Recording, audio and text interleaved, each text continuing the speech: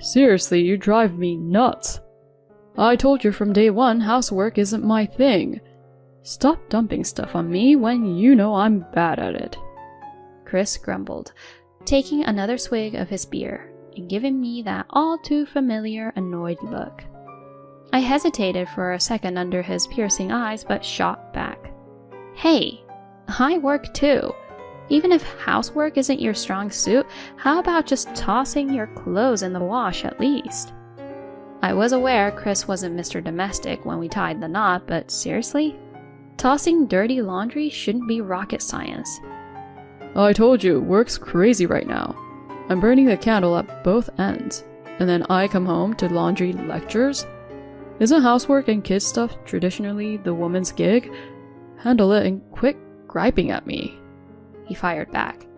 The notion that all household duties and childcare are the woman's job feels so last century.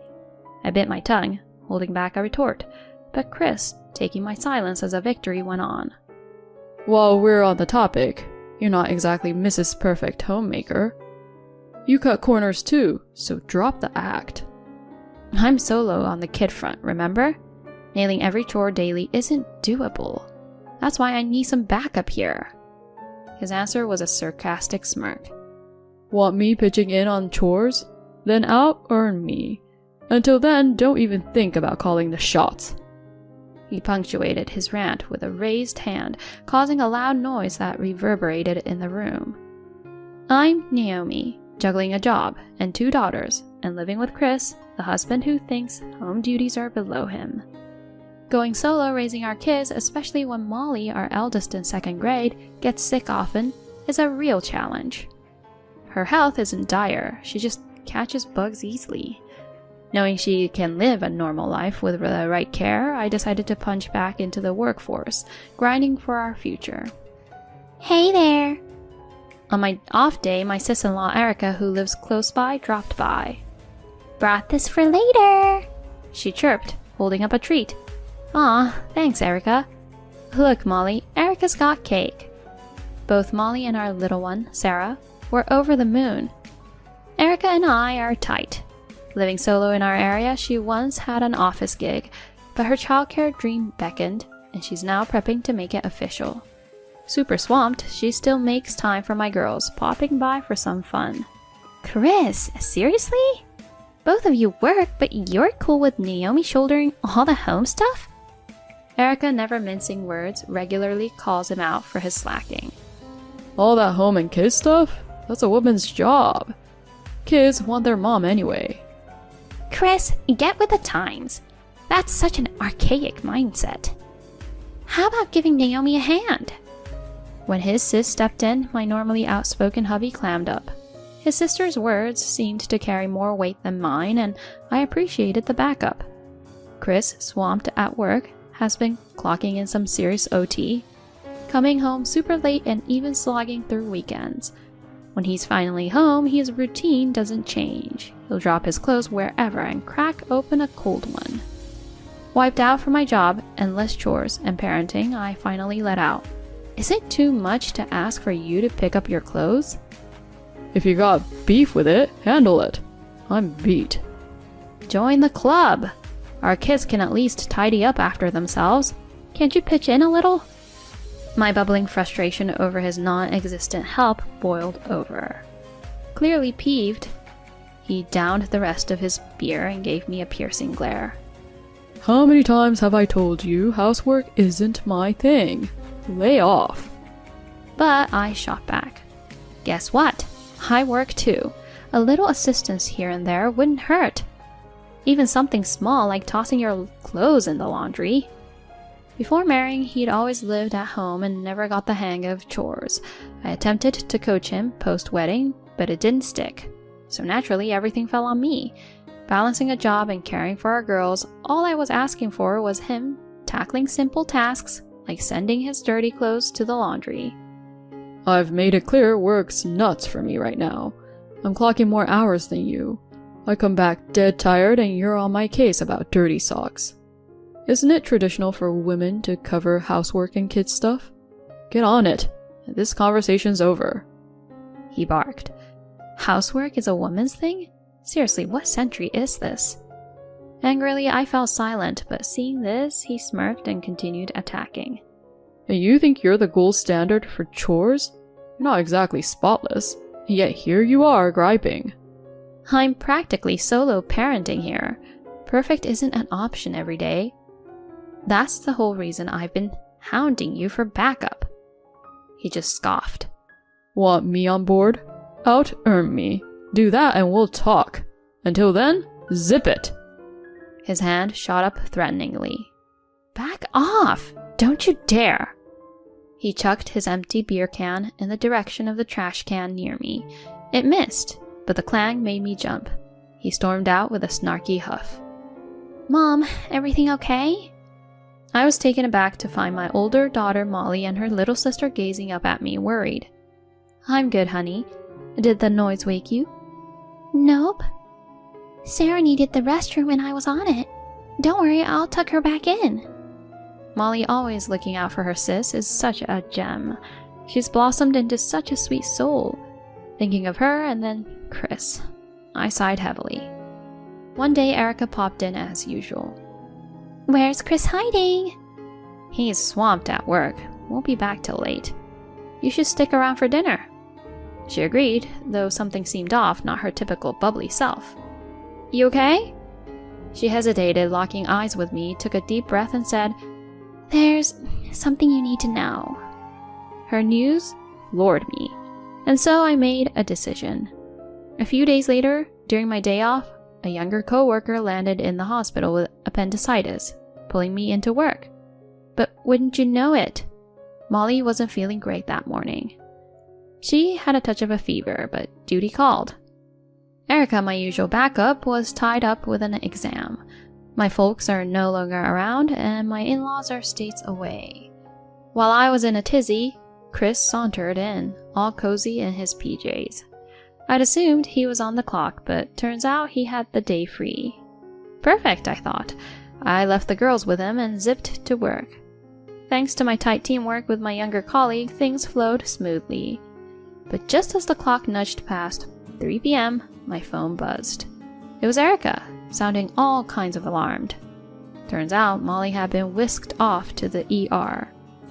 Erica, popping by post-exam, had found Molly passed out in our yard with a distraught Sarah by her side. To top it off, it was a scorcher that day, soaring to 95 degrees Fahrenheit. Despite Erica's best efforts, all Sarah could relay was her confusion and fear. With the house locked tight, Erica's quick thinking had her dialing 911. Dashing to the hospital, I found a newly conscious Molly. Oh, Molly! Thank goodness. Her hug was tight, but her words floored me. Daddy kicked us out! She went on to say that midday, as her fever seemed to wane, he shooed them outside, saying he had company coming. No hats, no water, just out. They tried chilling at the park, but Molly's health took a nosedive, forcing them back. No luck getting inside, even after endless doorbell rings. Hence the shadowy reprieve at our home's side, probably why no neighbors spotted them. What the? Boy, was I steaming. After chatting with the doc, Molly was set for an overnight stay. Glancing at my phone, I saw a barrage of missed calls from Chris. On calling him back, he was in a tizzy. I turned my back for a second and now they're missing. I snapped. And where were you? I thought Molly was better, so I, went shopping. Got back, they weren't here. His flimsy cover story reeked of lies. Molly has passed away. With that, I abruptly hung up the phone. He was clearly shaken, and it was evident that he was lying. Erica, with me in the room, wasn't buying it either. Choosing to crash at Erica's for a bit, I left Sarah in her care. On a pit stop home for essentials, Chris pounced, hungry for answers. How could she die of heat stroke when you were supposed to be home? It's not on me. They must have gone rogue in the heat. They never listen. His lame attempt at dodging blame had my skin crawling. I've got a funeral to plan. Keep your distance. I left, barely holding back from decking him. Putting our kids in harm's way and then fibbing about it, he sunk to a new low. Unforgivable. My fists were white-knuckled with rage. Fast forward a week. Chris, seriously? My shout had him and his lady friend doing a double take, scrambling to get decent in our bedroom. A heads up would have been nice. He and his fling scrambled to throw on clothes. Cheating, huh? Let's call it quits. I slapped some papers in his face. With photo proof of his little escapade and divorce docs in hand, he blanched. I'd had my suspicions about his overtime and weekend shifts. Erica's tidbit about spotting him cozy with a mystery woman downtown was the last straw. After that one sighting from Erica, without a photo to boot, I decided to play it safe and hire a private investigator. For good measure, I also sneaked some hidden cameras around the house. While bunking at Erica's, I got the PI's report, confirming Chris was stepping out.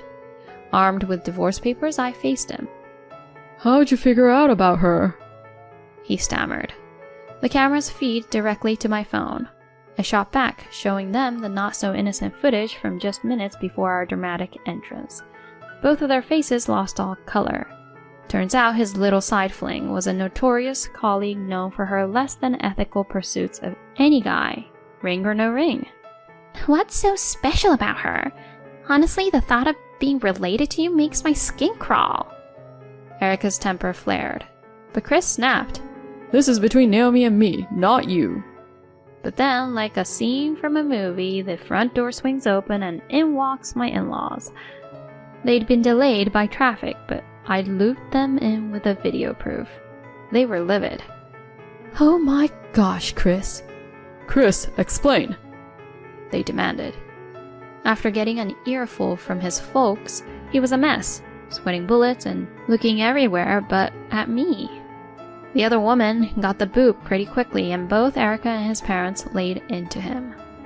They made him ink the divorce papers and sign an agreement to stay away from the kids. The kids? Plural? He asked, genuinely confused. Molly's fine, but you're not seeing her. Just thought I'd let you know before I ask for child support and alimony, I said, keeping my tone frosty. The next day, I didn't waste any time filing those papers and went after both him and his fling for alimony. Word got out at their office, and let's just say they weren't exactly the office favorites. The cops got involved because, well, neglecting a kid is serious business. Turned out, on that horrible day, he was with her. She ended up quitting her job, and after he couldn't support her anymore, she dumped all his dirty laundry at work, which got him to quit too. One evening, out of the blue, Chris showed up, probably after keeping tabs on Erica's place. Naomi, can we talk? Maybe try again? He pleaded, inching closer, but I wasn't buying his act. He just didn't want to pay up. I shut him down quick. Not in a million years. But he wasn't taking the hint and grabbed my arm. Back off, I yelled. Right on cue, Molly and Sarah come home. Sarah, bless her heart, set off her personal alarm, which she always carries in her bag. That ear-piercing sound got everyone's attention. He tried to make a break for it, but a nearby cop wasn't letting him get away. A bit later, with a big assist from my ex-in-laws, we started fresh in a new place. The police had a few more questions for Chris. His parents were livid and made sure he got a job at a family-owned construction site to keep him in line and ensure he paid his dues. Nowadays, it's me and my girls. Erica's as close as ever, always telling Sarah she's a champ for setting off that alarm. She also passed her childcare worker exam, so we've got a party in the works. Molly's back in school and shining brighter than ever. Seeing them, I'm more determined than ever to be the best mom and protector I can be.